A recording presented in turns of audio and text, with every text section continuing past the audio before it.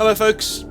Yes, it's that background, which means it's probably Friday. And it is Friday. Welcome to the end of your week. You've done so well to get here. It's quite sunny outside, which is nice. It's nice weather for the end of September. Coming into my favourite part of the year, which is the run-up to Halloween. The end of September, start of October. I love it. Really, really good stuff. Anyway, if you like what I do, the subscribe button is down below. The Patreon button is also down below if you want to be involved in my prize draw that takes place on the 8th of October.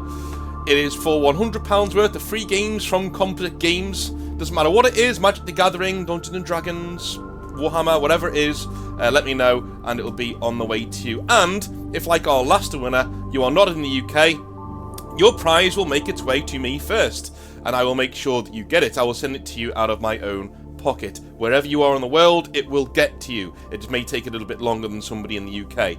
Thing is, we've only had like one UK winner so far, which is really, really annoying, because I would really like to be able to just say to Composite Games, you guys handle the shipping, that's fine, you know, and but it's fine, it's all good, And so we're waiting on one prize to pop in from Composite Games, and then once I've gotten that one, I'm sending the rest of the prizes out willy-nilly all over the world. They're all boxed and ready to go. So, anyway, moving on to some hobby nightmares, shall we? Nids says, by the way, Nids, I know you've sent in a few stories. Not all stories will be read in order. So, you know, older stories might be read later on. It depends what they fit into. Do you know what I mean? If I've not read your story yet, it's very likely, and it's been months or weeks, it's very likely that I didn't think it was a good fit. It's rambling, it wasn't a good fit, it had nothing to do with the hobby, you know, or something like that. It's too egregious, I can't put it in, you know what I mean? So yeah, that's probably why. Anyway, moving on. Nids says, hi North, Nids here again.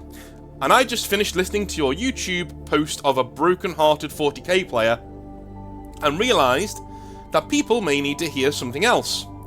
My hobby nightmare is included and will tie into life, relationships and the hobby. So, if you feel the same, please share it with your listeners. I did, so that's why I'm sharing it. Anyone that has been in the hobby for a long enough time will eventually put their love and or pride into it. It may be winning a grand tournament or painting your favourite trooper in your army. At any point, you have told yourself and felt it. Damn, this is it. This is me at my best. I love this feeling. All the work you put into something has finally come to a pinnacle, only for one day to be smashed to bits. Oh well, I hope people haven't gotten the second one, but I think a lot of people get the first one a lot from Warhammer. If you're a decent painter, like an okay painter like me, you will have that like feeling once a week. You'll finish a Space Marine and go, ooh, that's good, you know, that's better than I did last week, that kind of thing, you know. Anyway, my Tyranid army is very close to my heart for me because of all the memories that I have with them. When I first started in the hobby, I spent hours in my parents' basement under a poorly lit workbench listening to club music late into the night. I was not a sociable teen at the time and had just started college. But I remember building my first Gene Stealers, the old blue plastic cast that was reused from the old Space Hulk wargame. I would toil away, dancing in my seat and painting my little beasties, all while the songs like Butterfly by Crazy Town would play. I kind of remember that. Oh, dude, you're like early noughties, late 90s, early noughties. You're one of those guys. Yeah. Every time I see that video, I'm like, oh my god, this is so early noughties, I want to puke. They also brought more joy to my life each time I used them in a game of 40k 3rd edition, dragging down the biggest of foes, such as a Land Raider or a Greater Demon by sheer weight of numbers and attacks. A year or so later, my mother wanted to spend time out at the park at a park function with me. I brought my Tyranid Codex with me to read whilst in the car, and I guess she noticed that I finally had an interest in something that was not a video game. She asked me about Warhammer, and I told her it is a hobby where you build models that you paint and eventually play a game with other people when you are done. I guess she was happy to just see me into doing something more constructive with my time, because she surprised me with another box of Gene Stealers at that moment. I was thrilled. This second unit needed to be different from my first so I could tell them apart in game, so I painted them green instead of blue, like the rest of my army. I had many great memories tied to my army as I collected, painted and played 40k, until one day the nightmare struck. Alright, just before I go into the nightmare, I had a guy at my Games Workshop who did this as well. He called his army Skittlenids. If you're from the UK, you know what I mean. Because his Tyranids were all the colours of the rainbow. Like purple ones, but he wasn't like LGBT or whatever. He was a normal guy, but he had like, blues, reds, green, everything was there. Skittlenids, purples, pinks, they were all there. And it was just, it was mind-bogglingly, it looked pretty cool, but it also made you want to vomit when you looked at it on the tabletop. It was one of those armies you'd love to beat, Anyway, years later, I was working at a Games Workshop as a red shirt. Oh, there we go. A red shirt, by the way, is a normal staffer, for those of you who are in the know on our channel. It went from red to blue, so when I was working there, it was blue shirt. But the managers have always worn black. They've always had like a black jumper or a black sweatshirt or whatever. Our store was open and was able to run game events and other activities. One day, we had a grand weekend event to celebrate the new Tyranids release. One of the events was a large-scale game of Space Hulk that covered a whole 4x6 table. The owner of this large spaceship printout ran several other customers through the game, where they each brought a squad of 5 infantry models to hunt down some gene stealers. My manager was taking over the day and asked if they could borrow my gene stealers for the game, and swore he would take good care of them and leave them for me to find under the till the next day. 2 days go by before I saw my manager again, and I could not find my gene stealers anywhere. I asked him about it, and he said they were under the till. Like he said it in a plastic grocery bag. Okay, that's fine. My gut dropped as I remember seeing a bag. The next day, my gut dropped as I remembered seeing a bag the next day, and at the time, I thought it was someone's lunch they had forgotten about, so I threw it in the trash and later into the dumpster. Not knowing it, I had thrown out all my gene stealers I owned 2 days ago. Oh no! I felt like rubbish, as I knew those 2 units had the most memories tied to them. They were now gone. I hated myself. Yeah, man. I completely get what you mean. I get that feeling. I'm gonna put into context the feeling for you, right? Now, segue, drugs. Right. This is why you don't do drugs, kids. Okay. When I was a young lad, a young whippersnapper, about 10, 15 years ago, I was doing a bar in Liverpool. I was actually running a bar in Liverpool. And being a lad about town, I went out with a bunch of the lads who worked in the bar. One of whom was a very, very, very, very popular with the ladies, good-looking guy called Chris. Right, and Chris was older than me, and he basically took me under his wing, and we went out having a pint here and there, and we ended up going to this random house party. No idea what was going on. We just turned up, right? Anyway, this is the kind of thing Chris did. He was that good-looking and charming. He would end up in these places, and I'd just be there with him going, oh, hello, And so we went in, and whilst we were there, we were drinking away, and he got some E's out. If you don't know what E's are, they're called ecstasy, right? And this is why you don't do it. Do not do drugs, right? Because I had one. I was like, alright, I'll have one.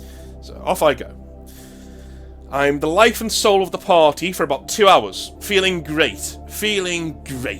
And then early hours in the morning, 4 o'clock in the morning, we decide to go back into town to get the first train home, essentially, and then we can go to bed. Then the come down hits as I'm walking back to the train station. And I realise that I've left my scarf at the house. Okay? I turn around to go walk back to get it. And Chris says, we can't go back. I said, why? He says, because 2 of the girls at that party are my exes, and they're currently fighting, and the reason why I wanted to leave is because we kind of got kicked out. Me, because, I was with the girls, and you by association. I was like, great. So I've now lost my scarf. Brilliant. Walking back, we're walking back, and I realised that was the scarf my grandma gave me. And I felt exactly the same way you feel here. You feel like the biggest piece of shit ever. That they would be so disappointed with you and so hurt, and you can't believe that you've done this to them. And I just started crying because I was on my come down. I literally remember Chris looking at me and going, "Oh, dude, are you crying?" Like in a proper bloke way. He was like, you know, and I immediately stopped. I was like, "Yeah, I know, it's stupid," and I stopped. And he's like, "I had to come down, it happens." And that's anyway. Don't do drugs, kids. They're terrible. Don't do them. Because like even after that, for days I was paranoid after that, and I never did them again. I was like, no, I'm never. It felt horrible. It felt absolutely horrible. Anyway, coming back around to my story, is that I felt absolutely shit, so bad for losing that scarf, and I shouldn't have done. My grandma wouldn't have given a shit. She really wouldn't. She wouldn't have cared. So, you know. Same thing to your mother and your gene stealers, man. She wouldn't have cared. She'd have been happy you got as much joy out of them as you did, you know? Anyway. Carrying on, all I had to do was open the bag and verify its contents, and everything would have been fine. That night, I knew I needed to drown myself in something I loved to feel better. So I dug through my tub of unfinished boxes of bits. After digging around, I found out that I had an army worth of Tyranid models in various boxes, including the new Gene Stealers that just came out. I was sad with the loss of the old models, but after a little digging, I found something new to start over with. Now, how does this tie into a broken relationship, you might ask? I was wondering that, yeah. Well, think of life like your hobby. Each time you experience something in your life, it is like gluing on a new bit to your model. It adds to your life, making you more aware of who you are. Did something unfortunate happen? It's like finding out that Games Workshop labelled the wrong number in the instructions when building a model, and now you have the wrong arm in the wrong socket. When you experience a prodigious moment in your life, it is like you've finished a new unit in your army. But there will be times when the unexpected will happen. You can prevent them on occasions, others it's quite beyond your control. Whether your girlfriend leaves you for another man, or your Tyranid Hierophant decides to jump off the top shelf and shatter into pieces when your roommate shuts the door.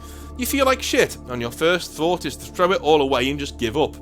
But just after listening to you, North, I remember one of my favourites, and one of the favourite sayings I like to tell my friends.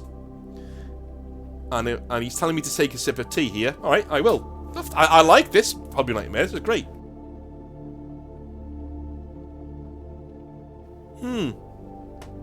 Lovely bit of Yorkshire. I remember the feeling of loss when I threw out my Gene Stealers, and a time when I discovered it was over with my ex.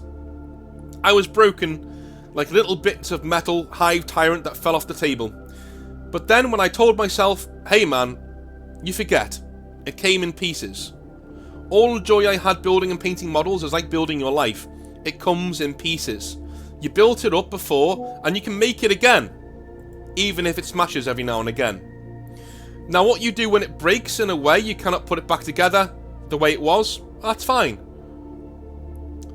You just happen to think I'm a Tyranid player, and I convert it into something I like, or as Games Workshop puts it, count it as battle damage. So, after that Hierophant took a dive, I glued it back together and filled in the gaps with green stuff and gave him a base. After my ex broke up with me, I found a sweet woman that shared similar interests with me, and each time someone drops a model in my local hobby shop, before they can feel sad, I remind them, hey, it's a good thing it came in pieces when you bought it, now you can have fun rebuilding it again.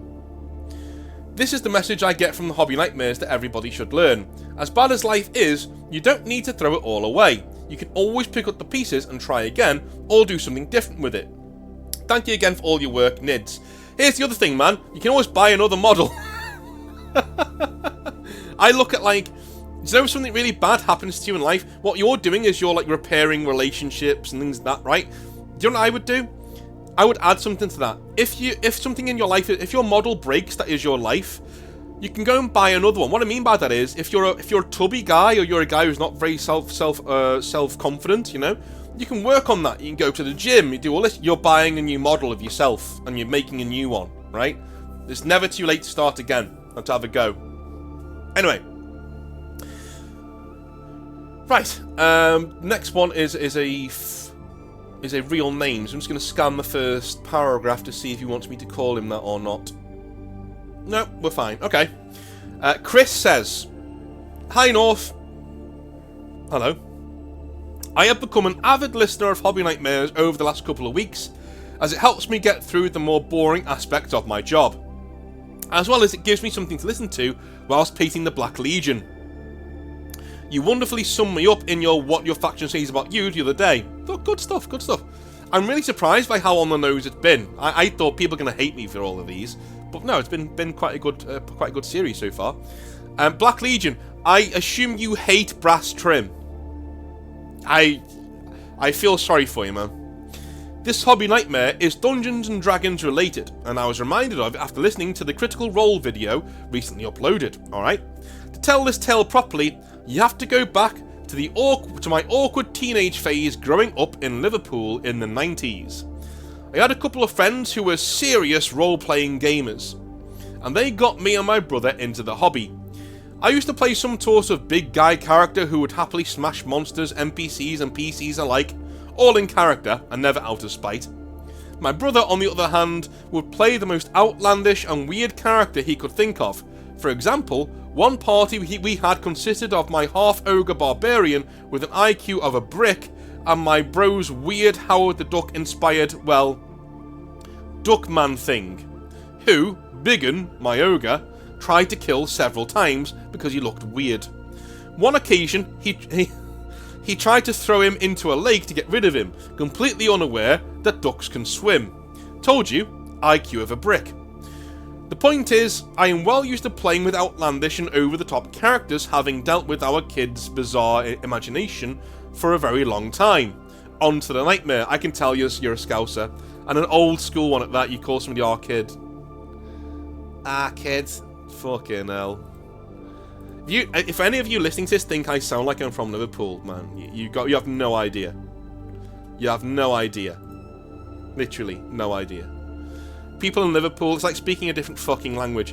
Whenever I've dated an American, and I've either brought them to Liverpool, or they've been around my family when I'm talking to them, they literally go, "Why are you speaking like that? Why are you speaking in that language? Is that like a dialect? Is that like Gaelic? Or is it like Welsh?" I'm like, no, it's English. It's just really, really thick Scouse. Because like my grandpa is an old school, you know, very thick Scouse accent, very thick, and he doesn't really. He will understand if I say something really slowly and in like really clear English, he might misunderstand it, right? But if I say it really quickly and really thick Scouse, he gets it straight away. It's like his lingua franca. He gets it straight away. Bang! He knows exactly what I'm saying. So when I'm speaking to him, I just fall into that rhythm. Really quick, really fast, really thick Scouse accent. And any American girl that I brought home has gone, I've done two things. They've done two things. One, they said, "What are you saying?" And two, they're like, "Can you speak to me that way?" Right? And those are the two sides that you get, you know? Guess the panties all in the bunch. Anyways. On to the nightmare. I am now 42 years old, told you, and have two sons. The eldest of which is a very mature 10 and is into 40k in a massive way. I told him about tabletop RPGs and that I used to play them in my teens, and he said he'd love to give it a go. Awesome, right? I found out that our local coffee place does the odd RPG evening, so I took him along to see if we could get a seat at one of the many one-shots that they do on an evening. I know which store this is! I'm going to give it a shout-out, because I know what it is. It's called Sugar and Dice, right? And it's an amazing little shop. Go head in there, you know, and play some board games, have some fun. It's great. There is a certain clientele in there, right? They do have a badge on the outside that says, you know, we are LGBTQ allies, so just be aware of that. So don't be going in there thinking it's going to be some sort of 40k group. It's not, right? Everybody's very Critical Role. Everybody's very squee, everybody's very smiley and happy, right? But it's a safe place to go with your kids and enjoy a good time with some board games and shit, right? It's lovely, and they do a really good hot chocolate as well. I always go in there to write and stuff, and to write up scripts and mark papers and things. They might even know who I am if they're watching this, so hello if you know who I am. Anyway, getting on. We got a game with 2 other players and a really sound DM. Sound, by the way, in Liverpool means nice. I need to translate for this guy, I think. We got a game with 2 other players and a sound DM, who I instantly got on with as he is in the army. I'm a veteran who got out in 2020. Cool, man. Awesome. Thank you for your service. He was more than willing to help and support my kid as he found his way into the game. We all introduced our characters, did the awkward icebreaker thing, and got play underway. So far, so good, you might think. I don't know if this GM is. It might not be Sugar and Dice then, but it sounds like it is. Anyway, one of the players was a girl who was about 17 and rocked up wearing plastic elf ears, makeup and a cloak. I thought she was taking it a bit seriously, but that could be a good thing to show my aspiring role-playing son. I was wrong. She's gonna be a degenerate, isn't she? She's gonna be like, I like to fuck ponies. There's gonna be one of them. Let's see. She instantly told the table of her many mental problems. Oh no. She instantly told the table of her many mental problems, some of which were brought about by issues best not divulged to a bunch of strangers, let alone in front of a 10-year-old boy. Oh no! Oh no! Oh, Jesus. There are some real creatures out there, aren't there? Some real creatures. She then developed the worst case of main character syndrome I've ever encountered. Her character was a halfling pyromaniac mage whose every action was, I burn it, and every interaction with an NPC was, I threaten to burn him. Everything was me. Every time the DM tried to advance the plot or describe something that was going down, she'd pipe up with some fire-related nonsense that held up the game. The mission was to investigate the disappearance of one of the setting's major characters, which should have been an epic hook and something to really get the most out of a level 1 party, and yet at every twist and turn, this girl slammed the brakes on with her inane actions and over-the-top role-playing, which wasn't even good. Dude, the way you're writing this makes it so easy to read. Fantastic. I'm really sorry this is going to end in a minute. She tried to role-play out at great length, trying to convince a store owner to give her the giant teddy bear in his window, even though he was a witness to the beatdown that led to the protagonist's kidnapping. Of course, when the shopkeeper refused, he was threatened with burnings, fire, pyro, smoke, and any other ridiculousness she could come up with, rather than stay on point and interrogate him about what he saw. This went on and on, to the point where she started drawing my lad into the nonsense, because of course, a 10-year-old boy finds being able to burn stuff without consequence really funny. Yeah. To cut a long story short, in the 2.5 hours we were playing, we had one fight with a troll, in which she was admittedly quite useful, the intro to the quest, and made it to the first plot hook, all because of this painful girl and her need to be the main character and set the tone of the game. She was an absolute nightmare to be sat with for the whole damn thing. If this gets read out, thank you. If not, thank you anyway. I love the direction you've gone with your channel, and how you promote decent masculinity to a group of young men who are marginalised to fuck is brilliant. That's something that people don't get, right? People don't... I even have this with the missus sometimes as well, right? Like, I will be talking about rights and stuff, or like, she'll ask me a question about how the channel's going, and I'll bring up something about male mental health, and she'll immediately come back with, well, what about, well, women don't do that, and women are like this, and women are, I'm like, yeah, we're not talking about fucking women. We're not talking about women. Alright? Like, this isn't a competition. It's not a competition.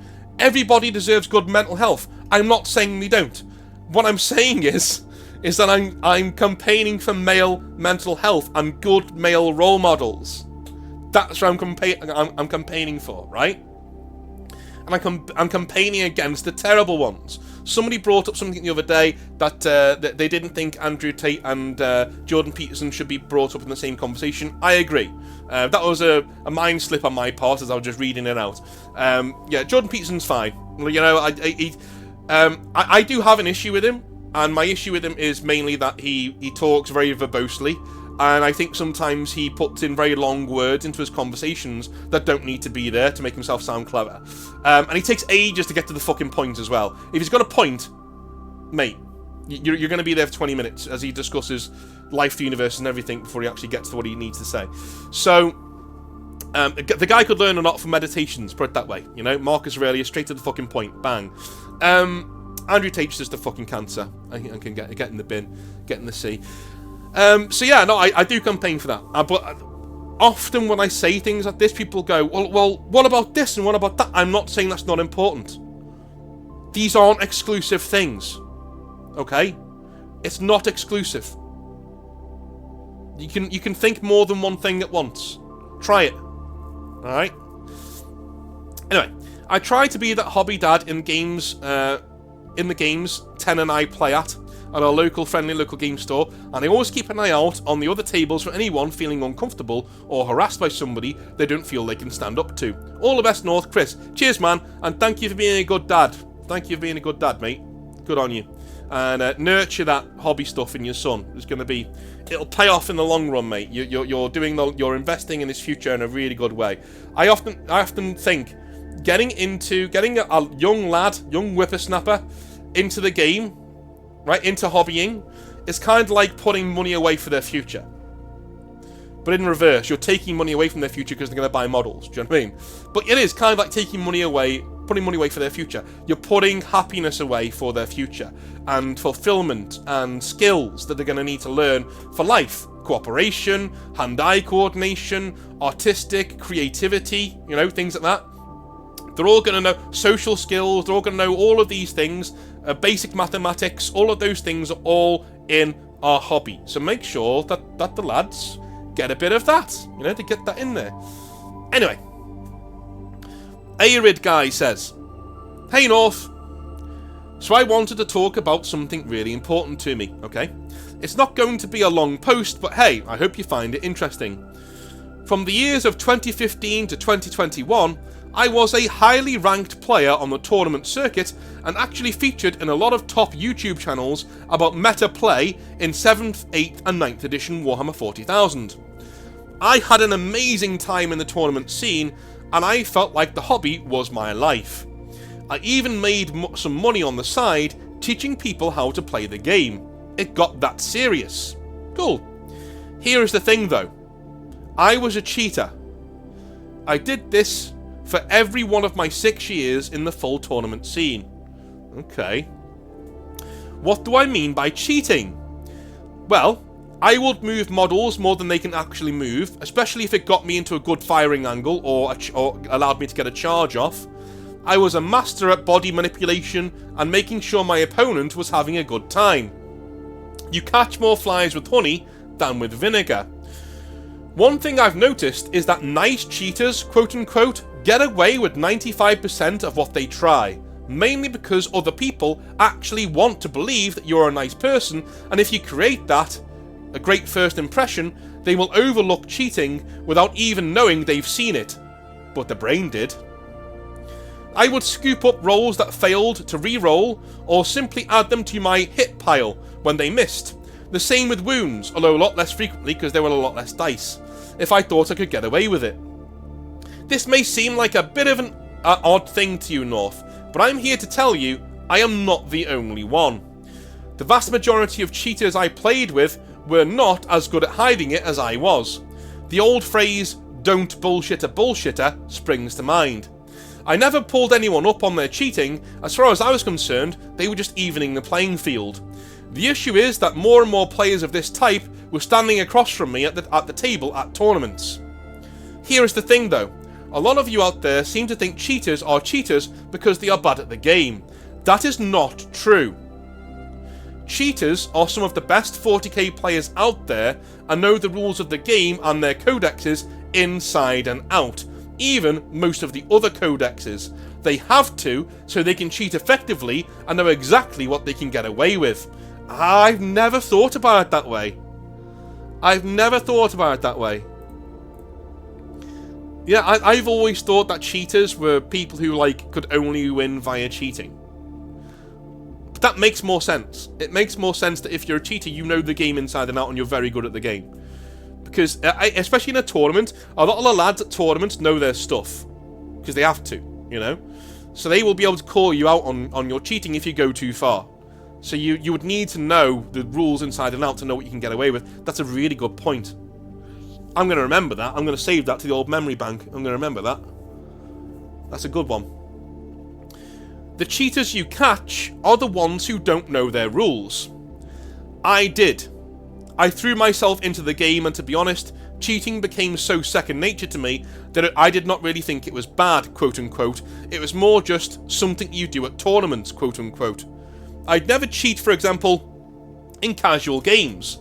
But still, even then, I hardly ever lost. Well, the thing is, man, what you need to remember is, if you're winning all the time at tournaments, that builds momentum to the point where you know your rules inside and out. You are now confident in your own tactics, you know what works against other people, do you know what I mean? Because you're playing that many games. So, by and large, you're going to win most of your games, especially in casual scenarios of people who don't really play that much, you know? So, why admit this now? Well, I decided to get out of the tournament scene after the pandemic. I saw it as a bit of a wake-up call and started going to tournaments only to refrain from cheating. Okay, cool. The weird thing? My results didn't really change that much. I placed at least as much in my non-cheating tournaments as I did in the tournament in which I cheated. I'm not even that surprised though, because like... sorry, this is North now. I'm not even that surprised that you did that, because by that stage you know the rules that well, that you don't need to cheat. Do you know what I mean? Cheating's just something that you do, if you know what I mean. Weird, I don't know. The buzz was just gone from the tournament scene for me, and I hated that. Eventually, I went to therapy for other things. Yeah. You do come across as a bit of a sociopath, man, like the way you're manipulating people at these tournaments. You do come across a bit, yeah. Eventually, I went to therapy for other things, and we figured out together that I was addicted to the rush of cheating and getting away with it, but was skilled enough at the game that cheating didn't really matter to me in a results manner. I didn't do it to win. I did it for the thrill of doing something and getting away with it. In short, my behaviour was far more dangerous than somebody who was cheating just to win. That is true. That is also true. Yeah, if you're cheating for the rush of cheating, I'm not sure I'd want to be around you, man. Right? Because you are a ticking time bomb. A ticking time bomb. It's only you're not the guy that you would want around, you know, somebody's girlfriend. You know, you seem like the kind of guy who Omerta, bro code, would be lost on. You know? You'd be like, well, why can't I do that? It's right there. There's no moral. I don't have any morals. I can just do whatever I want, right? I'm glad you're going to therapy, though, and getting it sorted out. But yeah, like your behaviour, at least you're now seeing that, you know, cheating just to get away with it for the rush of it is really unhealthy. That's really bad. That's not good. Cheating to win, you know, alright, fine. If somebody cheats in Warhammer to win, it doesn't mean they're a terrible person, right? It just means they're really desperate to win and they're that guy. Cheating in Warhammer because you like to get away with cheating is really fucking toxic. And you need to watch that shit. That's really serious. So I walked away. I told myself I'd play only casual games from now on. I contacted most of the people who would have earned prizes by finishing above me in tournaments that I could remember, and offered them models in the way of an apology, and, to my pleasant surprise, a few accepted. Most either didn't get back to me because their contact information had changed, or they told me to fuck off, which is totally fine by me. Well, you made the effort, and yes, they are quite within their right to tell you to piss off, mate, to be honest with you. Yeah. I'm aware that like the tournament scene's quite a closed scene. The further up you get in the tournament scene, it seems, the more closed shop it is. You all know each other. If you're on like the main international circuit, you all kind of know each other. You know of each other anyway. Do you know what I mean? So if you're wondering, like, how does he know who all these people are? That's probably how he knows who they are. He's won tournaments before, multiple tournaments. So he's probably done that and then, you know, gotten their details. But anyway, I will say that being in that world opened up for me just how widespread cheating is. Like, I knew all the signs, tricks, and sleight of hand gestures, everything.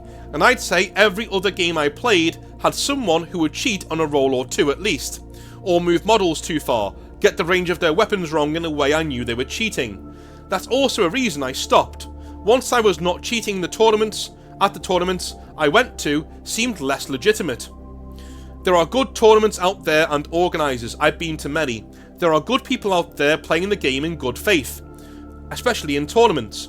It's just I tended to notice when these things went on, and it made me quite sour on the scene. Well, okay, stopping there. Also, man, maybe some people are getting stuff wrong, not cheating, but you're saying it's cheating to make yourself feel better. I don't know.